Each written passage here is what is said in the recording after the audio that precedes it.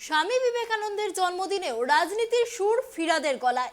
ফিরাদ বিজেপিকে open challenge জানিয়েছেন যে ঠাকুর এবং বিবেকানন্দ ধর্মনিরপেক্ষতা দেশকে শিখিয়ে দিয়ে গেছে।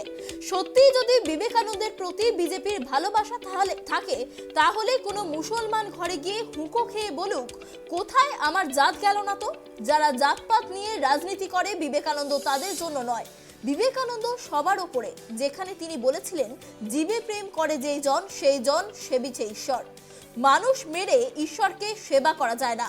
চেতলা পার্কে উপস্থিত হয়ে মন্ত্রী ও কলকাতার মেয়র ফিরহাদ হাকিম আর কি জানিয়েছে দেখুন। বিবেকানন্দ সারা ভারতবর্ষের,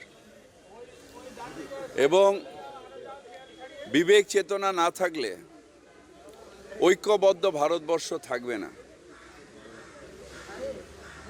ধর্মনিরপেক্ষতা ঠাকুর এবং বিবেকানন্দ দেশকে শিখিয়ে গেছেন। বিজেপির যদি সত্যি বিবেকানন্দর প্রতি শ্রদ্ধা থাকে তাহলে যাক কোনো মুসলমান ঘরে, সেখানে গিয়ে হুঁকো খেয়ে বলুক, কোথায় আমার তো জাত গেল না। যারা জাতপাত ধর্মের ভিত্তিতে রাজনীতি করে তাদের জন্য বিবেকানন্দ নয়। বিবেকানন্দ এসবের ঊর্ধ্বে, যেখানে